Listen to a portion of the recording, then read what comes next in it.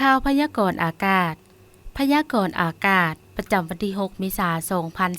2026ความกดดันต่ำของอากาศร้อนยังจะสืบโตปกคลุมอยู่ทั่วทุกภาคของประเทศลาวด้วยกำลังปานกลางสมทบกับกระแสลมตะวันตกพัดปกคลุมเป็นส่วนใหญ่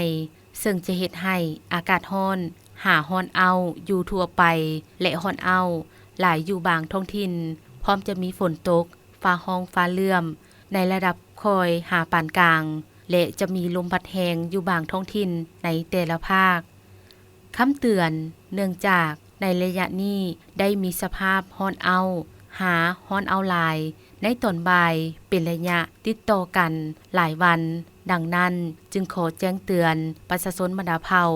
องค์การปกครองและองค์การจัดตั้งทุกภาคส่วนจงมีสติระมัดระวังต่อสภาพอากาศร้อนเอาหลายซึ่งจะเฮ็ดให้เกิดอัคคีภัยไฟฟ้าลัดวงจรผลกระทบต่อสุขภาพของผู้เฒ่าและเด็กน้อยโรคลมแดดพร้อมนี้ให้หลีกเลี่ยงกิจกรรมกลางแจ้งเป็นเวลาดนซึ่งในระยะนี้อาจจะเฮ็ดให้เกิดมีฟ้าร้องฟ้าเหลื่อมฟ้าผ่ามักเห็บตกและลมพัดแรงอยู่บางท้องถิ่นขอให้ติดตามข่าวพยากรณ์อากาศจากกรมอุตุนิยมและอุทกศาสตร์อย่างต่อเนื่องพยากรณ์อากาศแต่เวลา 7 โมงของวันที่ 6 เมษายนหา 7 โมงของวันที่ 7 เมษายน2026ภาคเหนือด้านตะวันออกแขวงพงสาลี หัวพัน เสียงขวางอากาศเย็นในตอนกลางคืนหาตอนเช้าส่วนตอนบ่ายอากาศร้อนพร้อมมีลมพัดแรงอยู่บางท้องถิ่นอุณหภูมิในระหว่าง15-34 องศาภาคเหนือด้านตะวันตกแขวงหลวงน้ำทาบ่อแก้วอุดมไซหลวงพระบางไสยบุรีอากาศยังจะสืบต่อร้อนเอาหาร้อนเอาหลายเพราะมีหมอกแห้งปกคลุมอยู่ทั่วไปและจะมีลมพัดแรงอยู่บางท้องถิ่นอุณหภูมิในระหว่าง19-39 องศานครหลวงเวียงจันทน์อากาศยังจะร้อนหาร้อนเอาอยู่ทั่วไปและจะมีลมพัดแรงเป็นบางโอกาสอยู่บางบริเวณอุณหภูมิในระหว่าง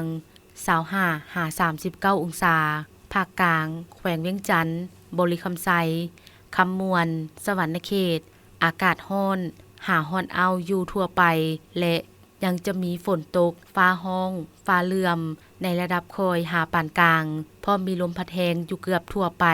เนื้อที่การปกคลุมของฝนเท่ากับ15ส่วนร้อยของภาคอุณหภูมิในระหว่าง23-40 องศา